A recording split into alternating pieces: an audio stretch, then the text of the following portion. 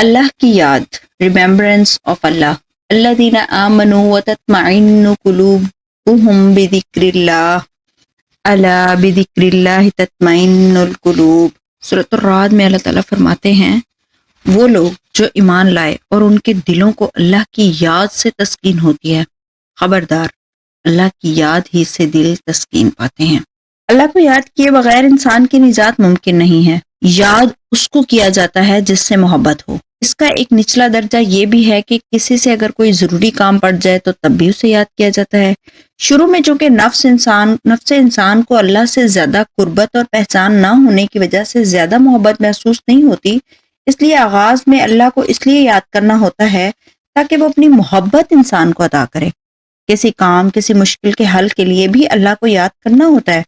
جب کسی کو یاد کیا جانا مقصود ہو تو انسان اس کا تذکرہ بار بار کرتا ہے، اسے ریممبر کرتا ہے. اسی طرح اللہ کو یاد کرنا اس کا ذکر کرنا ہے. نماز ایک ایسا ذکر ہے جو مخصوص اوقات میں فرض ہے. قرآن ذکر ہے، تسبیح ذکر ہے، اسی طرح پھر وہ ذکر ہے جو سب سے بڑا ذکر ہے. اس پر آگے بات ہوگی. نماز اور قرآن کے پڑھنے کے لیے کچھ ضابطے ہیں، پروٹوکولز ہیں، جن میں طہارت، وضو سب سے پہلے ہے. نماز اور قرآن کو سارا دن نہیں پڑھا جاتا. کچھ مخصوص لوگ ہوتے ہیں جیسے قرآن کے قاری، حفاظ اور ریسرچ کرنے والے بھی ہوتے ہیں جو قرآن کو بہت زیادہ پڑھتے ہیں. اللہ کے نیک بندے، اس کے دوست بھی قرآن کو کثرت سے پڑھنے والے ہوتے ہیں، لیکن پھر بھی ایک حد سے زیادہ نہیں پڑھا جا سکتا. جو وقت بچ جاتا ہے اس میں جو شخص اللہ کی طلب اور محبت رکھتا ہے، فطری طور پر اس کی خواہش ہوتی ہے کہ ہر وقت اللہ کو یاد کرے. جب انسان اس مقام پر پہنچتا ہے تو اسے تسبیح اور ذکر کی ضرورت پیش آتی ہے. پہلے تسبیح پر بات کرتے ہیں. اچھی خاصی اکثریت ان مسلمانوں کی ہے جو تسبیح کے معاملے پر تردد یا کنفیوژن کا شکار ہوتے ہیں. ہمارے معاشرے میں تسبیح والے ہمیشہ کم تعداد میں نظر آتے ہیں. تسبیحات کا ایک مخصوص گنتی کے ساتھ پڑھنا اسوہ نبی کریم سے ثابت ہے. کلمہ طیبہ کا ورد کرنا، درود شریف پڑھنا، سبحان اللہ، الحمدللہ یا دیگر تسبیحات کو ایک مخصوص تعداد یا بلا کسی گنتی کے پڑھنے میں کیا قباحت ہو سکتی ہے، آج تک سمجھ نہیں آ سکی. کچھ لوگ صرف انگلیوں پر تسبیح کرنے کو ہی جائز سمجھتے ہیں. ہرگز کوئی حرج نہیں، مگر جو زیادہ تسبیح کی خواہش رکھتا ہو، جس کی ہمت، استطاعت، توفیق اور محبت الہی بہت زیادہ ہو، وہ کیا کرے؟ مثال کے طور پر اگر کوئی شخص آیت کریمہ کو روزانہ 500 یا 1000 بار پڑھنا چاہے تو یہ انگلیوں پر گننا ممکن نہیں. اب دانوں والی تسبیح کی ضرورت پڑتی ہے. کچھ لوگ ڈیجیٹل تسبیح بھی استعمال کرتے ہیں. دانوں والی تسبیح جتنی بھی بڑھ جائے، انگلیوں والی تسبیح خاص طور پر نماز کے بعد ترک نہیں کرنی چاہیے کہ سنت ہے. ہمارے ہاں کسی کے سامنے تسبیح کرنا نمود و نمائش اور ریاکاری سے تعبیر کیا جاتا ہے. یہ تصور اتنا پختہ ہے کہ سوائے بزرگ خواتین و حضرات کے اگر تسبیح کسی نوجوان کے ہاتھ میں دکھائی دے جائے تو اسے بڑے اچنبے اور حیرانی والی ایسی نظروں کا سامنا کرنا پڑتا ہے جن میں چبھن بھی ہوتی ہے اور شک بھی. یہ بات درست ہے کہ بہت سے لوگ اپنا تاثر یا امیج اچھا اور پارسا بنانے کے لیے لوگوں میں تسبیح لے کر پھرتے ہیں، مگر ان کے کردار اور ان کی تسبیح میں اس قدر تضاد ہوتا ہے کہ لوگوں نے ہر تسبیح والے کو ریاکار سمجھ کر دیکھنا شروع کر دیا ہے. لیکن کچھ لوگ ایسے بھی ہوتے ہیں جن کو اتنی زیادہ تسبیح کرنا ہوتی ہے کہ اسے چھپائے رکھنا ان کے لیے ناممکن ہو جاتا ہے. بہرحال جو تسبیح کے مخالف ہیں ان کے گھروں میں بھی تسبیح دیکھی ہے. تسبیح کی حیثیت ایک آلے سے زیادہ کچھ نہیں، جیسے کہ ٹول ہے. جیسے مسجد میں اسپیکر آواز بڑھانے کے لیے آلہ ہے، ایسے ہی تسبیح بھی صرف ایک آلہ ہے. پھر اکثر ایک بات کہی جاتی ہے کہ جب اللہ گن کر نہیں دیتا تو پھر اسے گن کر یاد کیوں کیا جائے. یہ بات صرف وہ لوگ کہتے ہیں جو تسبیح کی حقیقت کو سرے سے ہی نہیں جانتے. اللہ گن کر بھی دیتا ہے اور بغیر گنے بھی. زندگی کے سانس گنے ہوئے ہیں، رزق گنا ہوا ہے، وقت گنا ہوا ہے، ماں باپ، بہن بھائی، بیوی بچے، دھن دولت، عمر، بیماری، آزمائش، ہر شے، حتیٰ کہ جو پانی آسمان سے زمین پر بارش کی صورت اتارا جاتا ہے اس کا بھی ایک ایک قطرہ گنا ہوا ہے. اللہ کو گن کر بھی یاد کرنا ہوتا ہے اور بغیر گنے بھی. سمجھنے کے لیے بات کو ایسے بیان بھی کیا جا سکتا ہے کہ اللہ کو بے اندازہ یاد کرنے کو ذکر اور اندازے سے یاد کرنے کو تسبیح کہتے ہیں. اور ہمیں اللہ نے قرآن میں دونوں طرح سے خود کو یاد کرنے کا حکم دیا ہے، گننے یا نہ گننے سے. اللہ کو کوئی فرق نہیں پڑتا۔ معاملہ یہ ہے کہ اللہ کے اس قدر خوبصورت نام ہیں، ایسی زبردست آیات ہیں، اعلیٰ ترین معیار کی دعائیں ہیں، لامحالہ اپنے حالات اور واقعات کے حساب سے ہر نفس کو بہت سے ناموں سے، بہت سی آیات سے اور بہت سی دعاؤں سے اللہ کو یاد کرنا ہوتا ہے۔ ایک ہی وقت میں نفس انسان کو ہزار ہا مسائل جو کہ نفسیاتی اور جسمانی دونوں طرح کے ہوتے ہیں ان سے نبرد آزما ہونا ہوتا ہے۔ تسبیح سے فائدہ یہ ہوتا ہے کہ انسان بہت سے اسماء الہیہ، آیات اور دعاؤں کو ایک مخصوص تعداد مقرر کر لینے کی وجہ سے روزانہ پڑھنے میں کامیاب ہو جاتا ہے اور ان اسماء، آیات اور دعاؤں کے اثرات سے فیضیاب ہو جاتا ہے۔ ذکر کو معین مقدار میں روزانہ کرنے کو نفس کی طبیعت بھی سہل سمجھتی ہے اور اس میں اس مقدار سے ایک عادت پیدا ہو جاتی ہے۔ تسبیح 3 ماہ سے زیادہ عرصہ کسی کی قائم رہ جائے تو نفس اسے مستقل عادت کی طرح اپنا لیتا ہے۔ پھر جیسے اسے کھانا کھائے بغیر چین نہیں آتا، اسی طرح تسبیح بھی اس کی فطرت ثانیہ بن جاتی ہے۔ یہی عادت اسے ان گنت ذکر کی جانب لے جاتی ہے اور بالآخر وہ محبت الہی سے مالا مال ہو جاتا ہے۔ تسبیحات بہت سی ہو جاتی ہیں اور ذکر ایک ہوتا ہے۔ تسبیح پھیلتی ہے، یہ بڑھتی ہے، یہ صرف اس کو عطا ہوتی ہے جس کے دل میں اللہ کی محبت ہوتی ہے، اخلاص ہوتا ہے، سنسیئرٹی ہوتی ہے۔ پہلے تھوڑی تعداد سے شروع کرنا چاہیے، بے شک انگلیوں پر گننے سے آغاز کر لیا جائے، ارادہ مصمم ہو کہ ہر حال میں اس مخصوص تعداد کو روزانہ پڑھنا ہے، کیونکہ اللہ تعالیٰ کو انسان کا وہ عمل سب سے زیادہ پسند ہوتا ہے جو بے شک تھوڑا ہو مگر مستقل ہو، ہمیشہ جاری رہے۔ 4 سے 6 مہینے میں عادت مستقل ہو جاتی ہے، پھر پھیلاؤ یا ایکسپینشن شروع ہو جاتا ہے۔ تسبیح کو زیادہ کرنے کی خواہش پیدا ہوتی ہے۔ جیسے جیسے اللہ توفیق دیتا چلا جاتا ہے، تسبیح کرنے والے کی استعداد بڑھتی چلی جاتی ہے۔ تسبیح کرتے ہوئے جو بھی پڑھا جا رہا ہو اس پر کبھی ارتکاز، کانسنٹریٹ نہیں کرنا ہوتا، ورنہ تسبیح بھی ارتکاز جیسے نقصانات دینے لگتی ہے۔ اکثر آپ نے سنا ہوگا کہ فلاں نے کچھ پڑھنا شروع کیا تو اسے رجت ہو گئی۔ رجت ارتکاز سے ہوتی ہے، کسی بھی صورت میں ارتکاز نہیں کرنا چاہیے۔ ہمارے ہاں لوگ ارتکاز کو مقدس سمجھ کر شروع کر دیتے ہیں۔ ہمیں بہت اچھا لگتا ہے جب کوئی کہے کہ یہ پڑھو اور اسے پڑھتے ہوئے پورا دھیان اسی لفظ، آیت اور اس کے معنی پر رکھو۔ اس سے بچنا ہے، یہ ارتکاز ہے۔ رجت ہوئی اور جن بھوت نظر آنے لگے تو پھر اینٹی ڈپریسنٹ کھانی پڑیں گی، نفسیاتی علاج شروع ہو جائے گا اور بیڑا غرق ہو جائے گا۔ پچھلا باب سارے کا سارا اسی پر ہی لکھا گیا ہے۔ ہمیں ویسے ہی اللہ کو یاد کرنا ہے جیسے اللہ نے یاد کرنے کا کہا۔ تنہائی میں بھی یاد کرنا چاہیے، مگر خیال کو مجبور کر کے زبردستی نہیں روکنا چاہیے، اس سے خرابی کا آغاز ہو جاتا ہے۔ تو آل عمران میں اللہ تعالیٰ فرماتے ہیں الذین یذکرون اللہ قیاما وقعودا وعلی جنوبہم ویتفکرون فی خلق السماوات والارض ربنا ما خلقت ھذا باطلا سبحانک فقنا عذاب النار۔ وہ جو اللہ کو کھڑے اور بیٹھے اور کروٹ پر لیٹے یاد کرتے ہیں اور آسمان اور زمین کی پیدائش میں فکر کرتے ہیں، کہتے ہیں اے ہمارے رب، تو نے یہ بے فائدہ نہیں بنایا، تو سب عیبوں سے پاک ہے، سو ہمیں دوزخ کے عذاب سے بچا۔ ہمیں مرادی معنی قرآن پاک سے نکالنے کی لت لگی ہوئی ہے، کوئی ہیر پھیر نہیں۔ قرآن صاف زبان میں ہے۔ جب اللہ خود کہہ رہا ہے کہ کھڑے بیٹھے لیٹے ہر حالت میں مجھے یاد کرو، تو ہمیں کیا پڑی ہے کہ اس میں نئی راہ نکالیں؟ ہمیں تو اللہ کا حکم ماننا ہے۔ لوگ کہتے ہیں فلاں شخص تسبیح پڑھتے ہوئے ریاکاری کرتا ہے، باتیں بھی کر رہا ہوتا ہے اور ساتھ ساتھ تسبیح بھی پھیر رہا ہوتا ہے۔ ایسا وہ کہتا ہے جو تسبیح کو جانتا نہیں ہے۔ جب بہت کی جاتی ہے یا بہت کرنی ہوتی ہے تو ایسے بھی کی جاتی ہے۔ اب کسی نے اگر دن میں 100 مختلف تسبیحات کرنی ہو تو کہاں چھپ کر تسبیح کرے؟ ہاں، جو لوگوں کو دکھانے کے لیے ایسا کرتا ہے اسے اللہ کے ہاں پیش ہونا ہے، وہ جانے اللہ جانے۔ حیرت ہوتی ہے ایسے لوگوں میں اتنی ہمت کہاں سے آ جاتی ہے کہ خدا سے اپنے ذاتی تعلق کو بھی دکھاوے میں بیچ ڈالتے ہیں۔ حیرت ہوتی ہے ایسے لوگوں میں اتنی ہمت کہاں سے آ جاتی ہے کہ خدا سے اپنے ذاتی تعلق کو بھی دکھاوے میں بیچ ڈالتے ہیں۔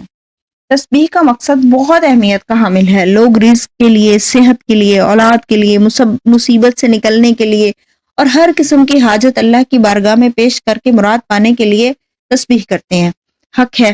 بندہ مانگنے والا ہے، اللہ عطا کرنے والا ہے. اللہ کے نام پر، اس کے کلام پر جب اس سے سوال کیا جاتا ہے تو بے شک وہ دیتا ہے. تسبیح کرنے کے لیے یہ بہت اچھا مقصد ہے. لیکن کچھ لوگ تسبیح اللہ کی محبت میں کرتے ہیں، وہ اللہ کی یاد میں رہنے کے لیے تسبیح پھیرتے ہیں. یہ تسبیح کا اصل مقصد ہے. تسبیح دراصل انہی لوگوں کے لیے ہے. تسبیح جب بے لوث، انکنڈیشنل ہو کر صرف اللہ کی محبت میں کی جائے تو بڑی شے ہے. جب کوئی اللہ کو تسبیحات کے ذریعے اس کے مختلف ناموں سے بار بار پکارنا شروع کرتا ہے تو اللہ کی نظروں میں زیادہ آ جاتا ہے. یہ کوئی 2-4 دن یا مہینوں کا نہیں، یہ بندے کا اللہ سے محبت کا رشتہ ہے. یہ ساری زندگی قائم رکھنا ہوتا ہے. پھر اللہ دیکھتا ہے کہ تسلسل میرے اس بندے میں کتنا ہے، استقامت کتنی ہے. جب تسلسل قائم ہو جائے، یعنی تسبیح کرنے والا واپس نہ پلٹے اور اس کی کوئی طلب بھی نہ ہو، یعنی اللہ کے پیچھے ہی پڑ جائے، تو اللہ رب العزت اس کی طرف نظر کرم فرماتا ہے اور اس پر متوجہ ہو کر اس کی تربیت کا آغاز کر دیتا ہے. اب بندہ آزمایا جاتا ہے. سخت حالات میں تسبیح کرنے والے کا استقلال دیکھا جاتا ہے. کبھی کسائش دے کر آزمایا جاتا ہے کہ دیکھتے ہیں دنیا کو بھاگتا ہے یا کھڑا رہتا ہے. تکلیف، بیماری، وسوسہ، مایوسی، انتظار، پریشانی، ہر شے سے گزارا جاتا ہے. خوب ٹھوک پیٹ کر دیکھا جاتا ہے. ہر طرح کے حالات میں اس کا رویہ، ایٹیٹیوڈ اللہ کی جانب کیسا ہے. جن کو بھاگنا ہوتا ہے وہ 1-2 ضربے پڑتے ہی چپکے سے کھسک لیتے ہیں. لیکن جن کو اللہ کی لو لگی ہوتی ہے، جن کے دلوں میں عشق الہی کا جذبہ موجزن ہوتا ہے، وہ کسی طوفان سے نہیں ٹلتے. کبھی صبر کرتے ہیں، کبھی توکل کی چادر اوڑھ لیتے ہیں، کبھی تقوی کی پتوار سے طوفانوں میں گھری ناؤ کو آگے بڑھاتے ہیں. بشر ہونے کی مجبوری میں دباؤ بہت بڑھ جانے کی صورت میں اگر رونا پیٹنا پڑ بھی جائے تو اللہ کے آگے روتے ہیں. لیکن بندوں کے سامنے سیسا پلائی دیوار کی طرح کھڑے رہتے ہیں. وہ جانتے ہیں کہ صوفی وہ ہوتا ہے جس کے اندر کا دباؤ اس کی شخصیت کی دراڑوں سے کبھی دکھائی نہیں دے سکتا. انہیں اللہ جانتا ہوتا ہے اور وہ اللہ کو جانتے ہوتے ہیں. یہ عشق، محبت اور وفا کی وہ لازوال داستان حیرت ہے جو خالق اور مخلوق کے رشتے میں ہمیشہ سے دہرائی جاتی رہی ہے اور اسے ایسے ہی دہرایا جاتا رہے گا. This is the most beautiful love story between human and God. یہ انسان کا واحد مقصد حیات ہے. تسبیح کرنے والوں کو سب سے بڑی سہولت اس راستے میں یہ مل جاتی ہے کہ تسبیح اور ذکر میں کوئی تکلف، فارمیلٹی نہیں ہے، کوئی ضابطہ، کوئی پروٹوکول نہیں. یہ لامحدود، ان لمیٹڈ یاد خدا کو جانے کا واحد راستہ ہے. وضو کیا ہے، بہت اچھی بات ہے. اگر نہیں کیا تو کوئی حرج نہیں، کوئی پابندی نہیں. یہ بہت بڑی بات ہے. کوئی اس پر غور کرے تو طبق سارے کے سارے روشن ہو جائیں، طبیعت صاف ہو کر اپنی اوقات صاف دکھائی دینے لگے. اللہ اس کائنات اور ہر شے کا خالق ہے، مالک ہے. اس کا نام بغیر پاک ہوئے لینے کی ہمت کس میں ہے؟ قدسیوں سے کوئی پوچھ کے دیکھے اس عظیم ذوالجلال والے کرام نے اس ناپاکی میں پھنسے ہوئے کمزور انسان سے اپنی محبت کا کیسا زبردست اظہار کیا ہے، کیسا بے پایاں کرم فرمایا ہے کہ اس کمزور ترین مخلوق کی مجبوری کو ایک خالق کے طور پر جانتے ہوئے اسے ہر حالت میں اپنا نام لینے اور خود کو یاد کرنے کی لامحدود اجازت عطا فرما دی. اپنی سب سے بڑی عبادت ذکر کو اس نے پروٹوکول سے آزاد کر کے انسان کو عطا فرما دیا. حیرت ہے کچھ لوگ تسبیح نہ کرنے کی دلیل لاتے ہیں. کیا ہو گیا مسلمانوں کو؟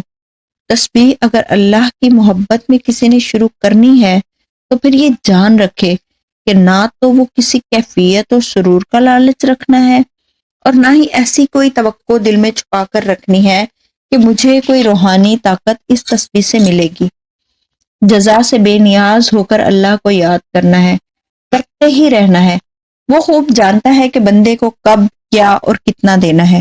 یاد رکھنا چاہیے سب سے اچھا بھیکاری وہ ہوتا ہے جو داتا سے کبھی کسی شے کی طلب نہ کرے، بس ہر وقت سیس نوائے، دامن پھیلائے، در دولت پر کھڑا حاضر رہے، جو عطا ہو شکر کرتا رہے، مگر اس در سے کبھی اٹھ کر نہ جائے. اللہ کے در پر واپس آنے کے لیے نہیں جاتے، بس جانے اور پھر کبھی پلٹ کر نہ آنے کے لیے جاتے ہیں.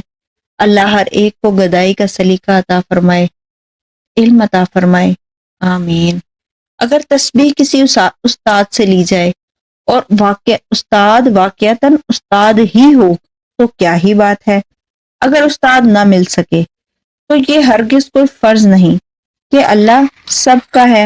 اللہ کے تمام اچھے ناموں میں سے جو بھی دل کو زیادہ پسند آئے ان کی تسبیح بنا لینی چاہیے۔ مزاج اور نفسیات کو بھی مد نظر رکھ لینا چاہیے، جیسا کہ اگر کسی میں بخل حد سے بڑھا ہوا ہے تو یا غنی کی تسبیح اسے لینی چاہیے۔ تسبیح کسی آیت کی بھی ہونی چاہیے، جیسے آیت کریمہ ہے، اسی طرح تسبیح میں کلمہ بھی ہونا چاہیے، استغفار بھی لازم تسبیح میں رکھنا ہوتا ہے۔ چھوٹی سورت کی تسبیح بھی کی جا سکتی ہے، جیسے سورت اخلاص، آیت الکرسی اور اس طرح کی چھوٹی چھوٹی بہت سی خوبصورت صورتیں ہیں جن کی تسبیح کرنا آسان ہے۔ وہ تسبیح ادھوری ہے جس میں درود شریف کا کوئی حصہ نہ ہو۔ اس طرح شروع میں کچھ تسبیحات جو زیادہ دقت والی محسوس نہ ہوں سے آغاز کرنا چاہیے۔ تعداد کم از کم تو ایک ہی تسبیح ہے اسی سے شروع کرنا چاہیے، کہ کسی اسم الہی کی ایک آیت سے 2 آیت کریمہ وغیرہ کی ایک تسبیح سے آغاز ہو، آہستہ آہستہ۔ پھر پہلے اگر ایک ایک تسبیح کی جا رہی ہے تو اسے 2، اور کچھ عرصہ بعد جب آسانی محسوس ہونے لگے تو 3 تسبیحات کر دینی چاہیے۔ تسبیح کے لیے وقت کی کوئی قید نہیں ہے، جب کوئی شروع کرے تو ایسے وقت میں رکھ لے جب نفس بالکل مزاحم نہ ہو، جیسے رات کے کھانے کے بعد، چہل قدمی کے وقت، صبح کی سیر کے دوران۔ اس طرح کسی بھی آسان وقت سے آغاز کیا جائے، پھر آہستہ آہستہ اس میں بھی آسانی محسوس ہونے لگے تو پہلے سے جاری تسبیحات کی تعداد اور نئی تسبیحات کو حسب توفیق بڑھاتے چلے جانا چاہیے۔ اپنی اپنی طاقت، ہمت اور توفیق الہی کی بات ہے، یہ صرف ایک آئیڈیا کے طور پر بیان کیا ہے، وگرنہ جتنی دل چاہے بندہ کرے، کوئی فارمولہ نہیں ہے کہ اسے ہر حال میں اتنے سے ہی شروع کرنا ہے۔ ایک بات جو واضح ہونا بہت ضروری ہے وہ یہ کہ صرف خالی تسبیح سارا دن طوطے کی طرح رٹنے سے کچھ حاصل نہیں ہوتا۔ بندہ سارا دن تسبیح پھیرتا رہے اور جھوٹ بھی بولے، خیانت بھی کرے، لوگوں کو دھوکہ بھی دیتا رہے، یہ کوئی تسبیح نہیں ہے۔ پہلے بھی لکھا ہے کہ اس بات میں کوئی دو رائے نہیں کہ اللہ جھوٹے کو پسند نہیں کرتا اور نہ ہی ایسے شخص کو اپنا دوست بناتا ہے۔ تسبیح اصل میں تسبیح تب ہے جب انسان تسبیح کے ساتھ اپنے نفس کا محاسبہ بھی کر رہا ہو، نفس کی اطاعت میں جینا اور ساتھ تسبیح بھی پھیرنا، یہ دوگلاپن ہے، ڈویلٹی ہے۔ اگر یہ حالت ہو تو بلے شاہ کی بات 100% سچ ہے، سر تے ٹوپی تے نیت کھوٹی، لینا کی سر ٹوپی دھر کے، تسبیح پھیری پر دل نہ پھیریا، لینا کی تسبیح ہتھے پھڑ کے۔ اوائل میں سب کا یہی حال ہوتا ہے، یہیں سے تقریباً سبھی کی تسبیح کا آغاز ہوتا ہے، لیکن یہ بات یاد رکھنی چاہیے کہ تسبیح کے دوران خود کو بہتر کرنے کی شدید کوشش کرنی چاہیے، کیونکہ اللہ کو اداکار نہیں اخلاص والے سچے بندے پسند ہیں۔ ایسی بات نہیں کہ ثواب بالکل ہی نہیں ہوتا، کسی نہ کسی درجے میں ثواب ضرور ملتا ہے کہ نہ پڑھنے سے پڑھنا ہر حال میں افضل ہے۔ ہم سب شروعات میں نفس کی پیچیدگیوں میں بری طرح الجھے ہوتے ہیں، ایسی صورت میں انسان تسبیح اور تزکیہ نفس ایک ساتھ شروع کرے تو بے شک اللہ رحیم بھی ہے اور کریم بھی۔ سورۃ الحشر کی آیات ہیں، واللہ الذی لا الہ الا هو عالم الغیب والشہادہ هو الرحمن الرحیم، هو اللہ الذی لا الہ الا هو الملک القدوس السلام المؤمن المہیمن العزیز الجبار المتکبر، سبحان اللہ عما یشرکون، هو اللہ الخالق البارئ المصور له الاسماء الحسنى يسبح له ما في السماوات والارض وهو العزیز الحکیم۔ ترجمہ، وہی اللہ ہے کہ اس کے سوا کوئی معبود نہیں، سب چھپی اور کھلی باتوں کا جاننے والا ہے، وہ بڑا مہربان نہایت رحم والا ہے۔ وہی اللہ ہے کہ اس کے سوا کوئی معبود نہیں، وہ بادشاہ پاک ذات، سلامتی والا، امن دینے والا، نگہبان، غالب، زبردست، بڑی عظمت والا ہے۔ اللہ پاک ہے اس سے جو اس کے شریک ٹھہراتے ہیں، وہی اللہ ہے پیدا کرنے والا، ٹھیک ٹھیک بنانے والا، صورت دینے والا، اس کے اچھے اچھے نام ہیں۔ سب چیزیں اسی کی تسبیح کرتی ہیں جو آسمانوں میں اور زمین میں ہیں، اور وہی زبردست حکمت والا ہے۔ سورۃ الصافات میں اللہ تعالیٰ فرماتے ہیں، سورۃ الصافات آیت 139 to 144، وَإِنَّ يُونُسَ لَمِنَ الْمُرْسَلِينَ إِذْ أَبَقَ إِلَى الْفُلْكِ الْمَشْحُونِ فَسَاهَمَ فَكَانَ مِنَ الْمُدْحَضِينَ فَالْتَقَمَهُ الْحُوتُ وَهُوَ مُلِيمٌ فَلَوْلَا أَنَّهُ كَانَ مِنَ الْمُسَبِّحِينَ لَلَبِثَ فِي بَطْنِهِ إِلَى يَوْمِ يُبْعَثُونَ۔ ترجمہ، اور بے شک یونس بھی رسولوں میں سے تھا، جبکہ وہ بھاگ گیا اس کشتی کی طرف جو بھری ہوئی تھی، پھر کوڑا ڈالا تو وہی خطا کاروں میں تھا، پھر اسے مچھلی نے لقمہ بنا لیا اور وہ پشیمان تھا۔ بس اگر یہ بات نہ ہوتی کہ وہ تسبیح کرنے والوں میں سے تھا تو وہ اس کے پیٹ میں اس دن تک رہتا جس میں لوگ اٹھائے جائیں گے۔ سورۃ آل عمران آیت 41، قال رب اجعل لی آیہ قال آیاتک الا تکلم الناس ثلاثة ایام الا رمزا واذکر ربک کثیرا وسبح بالعشی والابکار۔ ترجمہ، کہا اے میرے رب میرے لیے کوئی نشانی مقرر کر۔ فرمایا تیرے لیے یہ نشانی ہے کہ تو لوگوں سے 3 دن سوائے اشارے کے بات نہ کر سکے گا، اور اپنے رب کو بہت یاد کر اور شام اور صبح تسبیح کر۔ سورۃ الحجر آیت 98، فسبح بحمد ربک وکن من الساجدین۔ ترجمہ، سو تو اپنے رب کی تسبیح حمد کے ساتھ کیے جا اور سجدہ کرنے والوں میں سے ہو۔